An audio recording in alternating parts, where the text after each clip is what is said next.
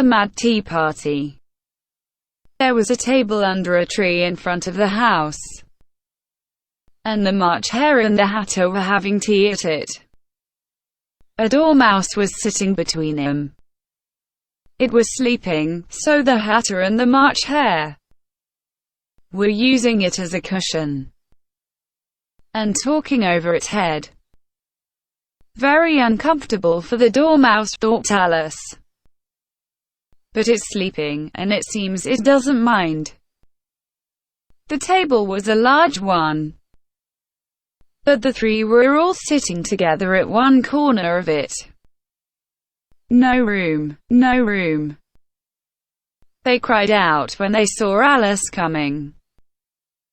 There's plenty of room, said Alice indignantly. And she sat down in a large armchair at one end of the table. Have some wine, offered the March Hare. Alice looked all round the table, but there was no wine. I don't see any wine, she remarked. There isn't any, said the March Hare.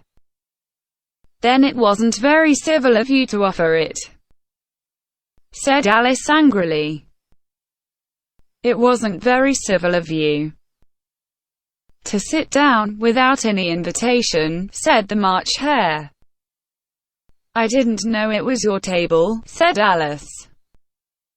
Your hair wants cutting, said the Hatter. He was looking at Alice with great curiosity, and this was his first remark. It is not civil to make personal remarks, Alice said. It's very rude. The Hatter opened his eyes very wide on hearing this, but all he said was, why is a raven like a writing desk? We shall have some fun now, thought Alice. I like riddles. I believe I can guess that, she added aloud. Do you mean that you think you can find out the answer to it, said the March Hare. Exactly so, said Alice. Then you should say what you mean. The March Hare went on. I do, Alice answered. At least I mean what I say. That's the same thing, you know. Not the same thing a bit, said the Hatter. One can just as well say that I see what I eat is the same thing as I eat what I see. One can just as well say, added the March Hare, that I like what I get is the same thing as I get what I like. One can just as well say, added the dormouse, who seemed to be talking in his sleep, that I breathe when I sleep is the same thing as I sleep when I breathe. It is the same thing with you, said the Hatter. And here the conversation dropped, and the party sat silent for a minute, while Alice thought over all she could remember about ravens and writing desks, which wasn't much. The Hatter was the first to break the silence. What day of the month is it? He said, turning to Alice and holding his watch. He was looking at it uneasily, shaking it every now and then, and holding it to his ear. Alice said, the 4th. 2 days wrong, sighed the Hatter. It's the butter, I'm sure. I told you so, he said, looking angrily at the March Hare. It was the best butter, the March Hare answered. Yes, but there could be crumbs in it, the Hatter said.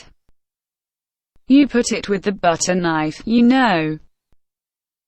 The March Hare took the watch and looked at it. Then he dipped it into his cup of tea and looked at it again. But after that he could only repeat, It was the best butter, you know. What a funny watch, Alice remarked, looking at it over his shoulder. It tells the day of the month, and doesn't tell what time it is. Of course, muttered the Hatter. Does your watch tell you what year it is? Of course not, Alice answered. But that's because it stays the same year for such a long time together. Which is just the case with mine, said the Hatter.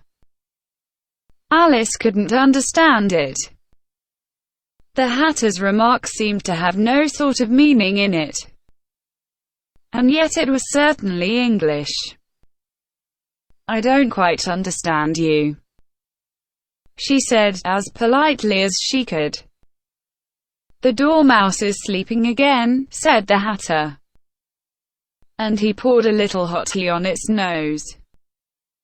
The Dormouse shook its head impatiently and said, without opening its eyes, Of course.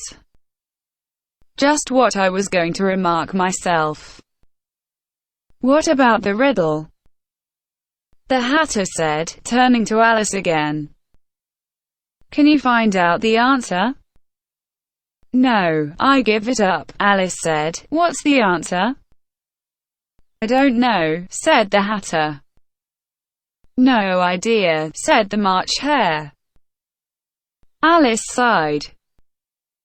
You can do something better with the time, she said, than waste it in asking riddles that have no answers.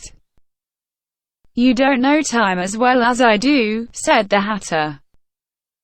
That's why you don't know he's not it. It's him. I don't know what you mean, said Alice. Of course you don't, the Hatter said with contempt. I believe you never even spoke to time. Maybe not, Alice answered. But I know I have to beat time when I learn music. Ah, that's it, said the Hatter. He doesn't like beating. You must keep on good terms with him, and he will do almost anything for you with the clock. Just imagine, it's 9 o'clock in the morning. Just time to begin lessons. You whisper a word to time, and the clock goes round in a moment. 1:30, time for dinner. That would be great, certainly, said Alice thoughtfully. But then, my dinner will be too soon after breakfast. Maybe, said the Hatter. But he can keep it to 1:30 as long as you like. Is that the way you manage? Alice asked. The Hatter shook his head sadly. Not I, he answered. We quarreled last March. Just before he went mad, you know. Pointing with his teaspoon at the March Hare. It was at the great concert, and I was singing. Twinkle, twinkle, little bat. How I wonder what you're at. You know the song, I believe. It sounds familiar, said Alice. Well, after the first verse, continued the Hatter, the Queen jumped up and called out, He's murdering the time. Off with his head. How horrible, exclaimed Alice. And after that, the Hatter went on sadly, he stopped doing anything I ask. It's always 6 o'clock now. A bright idea came into Alice's head. Is that the reason you have so many tea things here? She asked. Yes, that's it, said the Hatter with a sigh. It's always tea time, and we've no time to wash the dishes. And you keep moving round, said Alice. Exactly so, said the Hatter. But what happens when you come to the beginning again? Alice asked eagerly. Let's change the subject, the March Hare interrupted, yawning. I'm getting tired of this. Let the young lady tell us a story. I'm afraid I don't know one, said Alice anxiously. Then the Dormouse will, they both cried. Wake up, Dormouse! And they pinched it on both sides at once.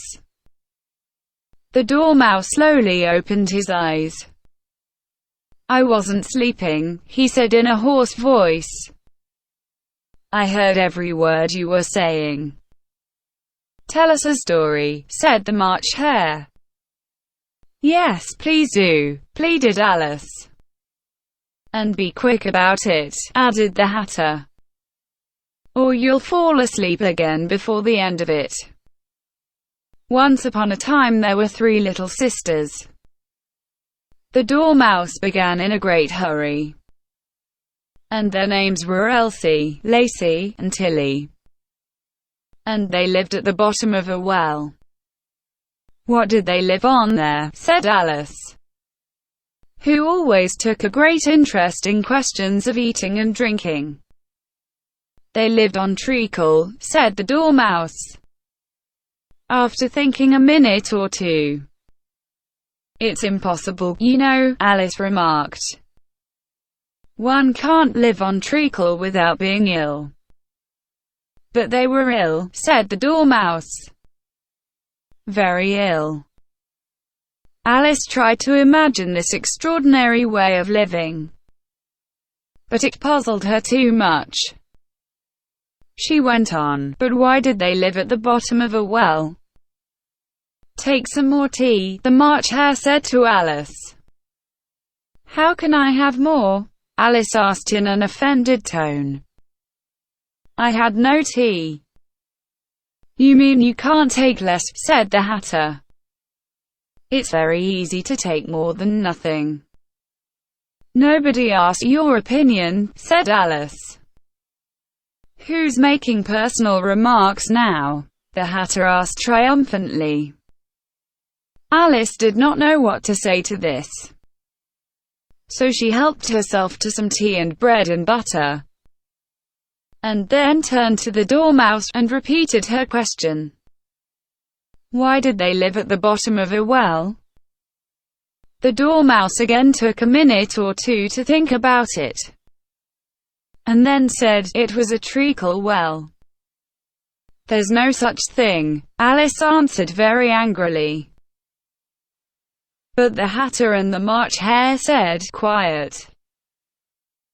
And the Dormouse sulkily remarked, you can finish the story for yourself, you know.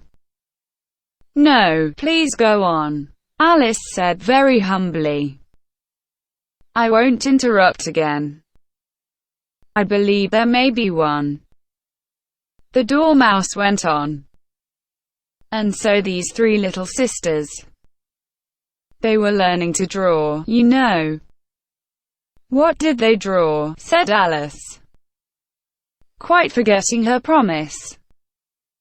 Treacle, the Dormouse answered at once. I want a clean cup, interrupted the Hatter. Let's all move one place on. He moved on as he spoke. And the Dormouse followed him. The March Hare moved into the Dormouse's place.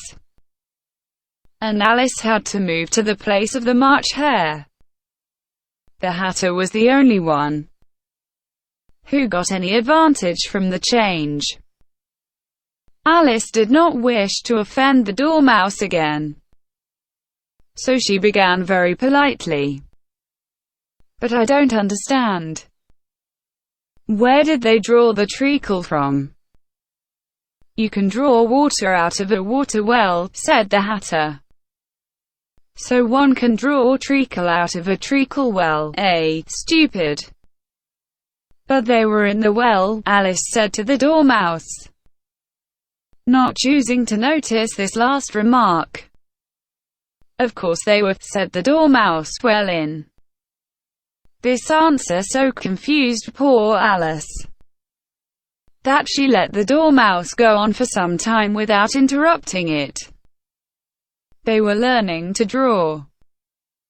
The dormouse went on, yawning and rubbing its eyes, because it was getting very sleepy. And they drew all manner of things. Everything that begins with an M. "Why with an M?" said Alice. "Why not?" said the March Hare. Alice was silent. They had to wake the dormouse, and it went on. "That begins with an M, such as mouse traps, and the moon, and memory, and muchness. Did you ever see such a thing as a drawing of a muchness?" "Really, I don't think," said Alice, very much confused. "Then why do you talk?" said the Hatter. This was too much for Alice. She got up and walked off. The dormouse immediately fell asleep, and the others didn't notice her going, though she looked back once or twice. The last time she saw them, they were trying to put the dormouse into the teapot. "At any rate, I'll never go there again," said Alice, walking through the wood. "It's the stupidest tea party I ever was at in all my life." Just as she said this, she noticed that one of the trees had a door leading right into it. "That's very curious," she thought. "But everything's curious today. I think I may as well go in at once." And she went in. Once more Alice found herself in the long hall, and close to the little glass table. "I'll manage better this time," she said to herself, and took the little golden key, and unlocked the door that led into the garden. Then she set to work biting at the mushroom, till she was about a foot high. Then she walked down the little passage, and then she found herself at last in the beautiful garden, among the bright flower beds and the cool fountains.